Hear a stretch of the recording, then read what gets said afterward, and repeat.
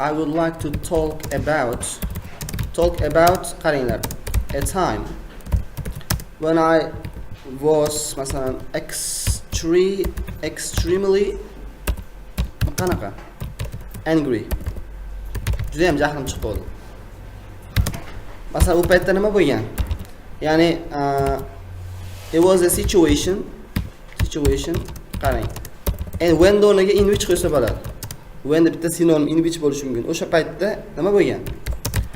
My friend borrowed a book qarang from me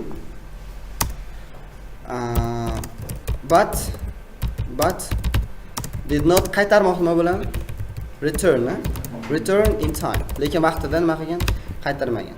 Endi mana bu yog'iga qachon bo'lganini gapirib ketaveramiz. Qarang. Qachon bo'lganligi. Masalan, it was about a week ago. Qachon edi? Bir hafta oldin edi. Ya'ni men nima qildim o'zi? Masalan, I needed a book, masalan, called a book deylik on economics. Iqtisod bo'yicha qanaqadir kitob kerak edi. Economics for preparing for the final exams at school. Endi hozirda situatsiyani olib kelyapman. Xullas, men haligi imtihonga tayyorlangan kitob oldim, so'nggi imtihonlarga. Keyin sinfdoshim o'sha do'stimga o'sha kitob kerak ekan. U mendan so'radi, men unga berib turdim. Keyin qolgani o'sha davom etib ketaveradi. Do'stim mendan olib turdi, lekin qaytarib bermadi degan ma'noda. Xo'p, endi mana qarang, endi yozaman hozir nima qilganman? Va qarang. I borrowed it from a library, from the school library. Maktab kutubxonasidan oldim, library. For only nimaga? To'xtanglar, buni a week ago emas, a month ago deyman ekan. For a week. Bir haftaga oldim. Bir haftaga nima qildim? O'sha kitobni olib turdim.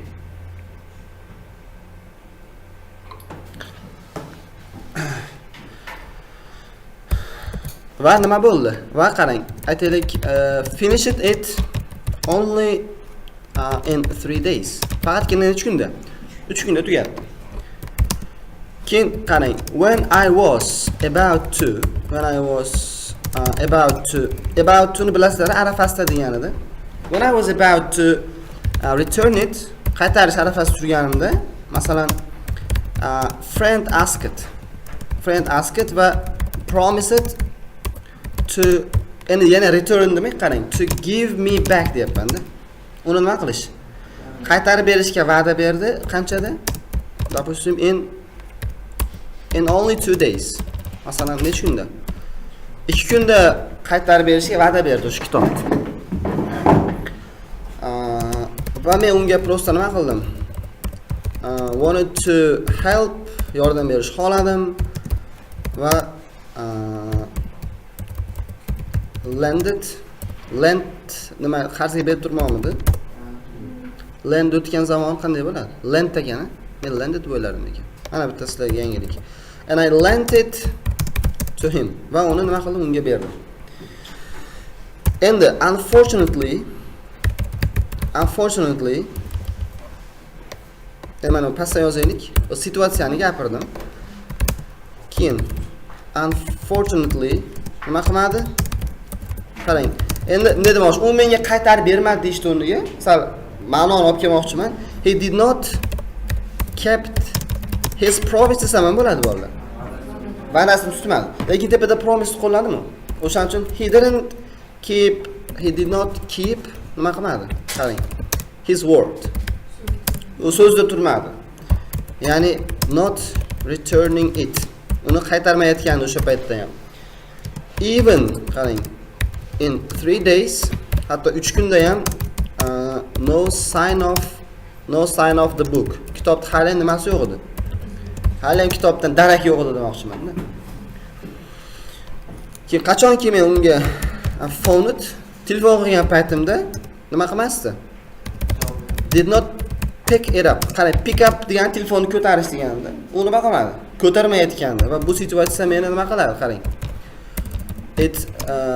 made me furious. U meni furious qildi, ya'ni juda ham jahlimga chiqardi and irritated.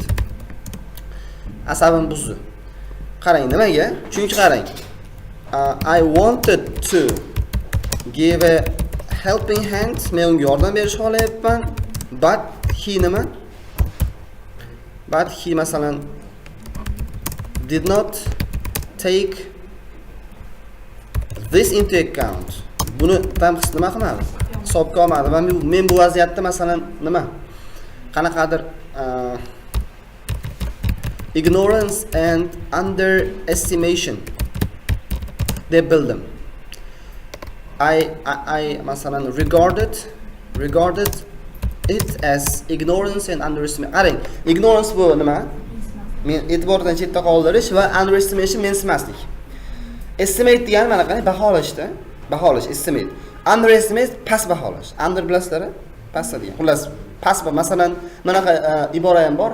Never underestimate your enemy deydi. Hech qachon nima dushmaningni anaqa past sanama deydi-ku. Как o'shanaqada. Lekin nima qildi? Keyin masalan tushuntiraylik, jahlim chiqayotganini. Shuni sal kichikroq qilsam, misol kelsa kerak mashika. Endi qaranglar. Lekin nima bo'lyapti unda? Masalan, the period of qarang.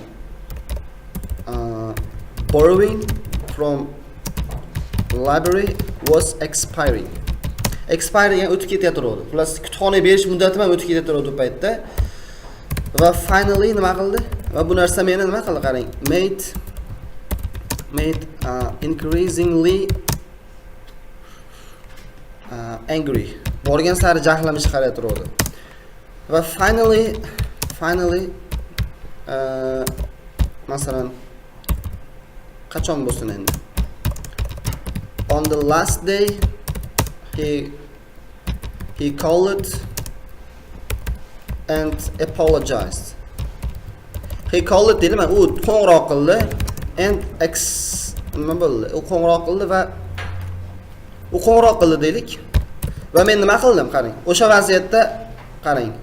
I lost my temper and shouted at him. Bu temperimni yo'qotdi, bu nima deydi? Aqlimni yo'qotib qo'ydim va nima qildim unga? Baqirdim. Keyin when explained and apologized, o'sha tushuntirib vaziyatini uzr so'ragandan keyin nima qildim? Ki masalan I felt some relief. Relief degan bo'yiga nimaligi? Yengil tortish, relief ekan. Some relief bo'ladi. Then apologize bo'ldi, tugadi şimdi. Mana shu tugadi. Tak, tushunarli? Endi qaranglar, hozir gapirishga harakat qilib ko'raman buni. Hop, 14:20 da boshlayapman. Describe a situation which made you angry. Well, for this topic, I would like to talk about a time when I was extremely angry. It was a situation in which my friend borrowed a book from me but didn't return in time. So it was about a month ago, and I needed a book on economics to prepare for my final exams at school. It was the last term, therefore I should have, higher marks, right?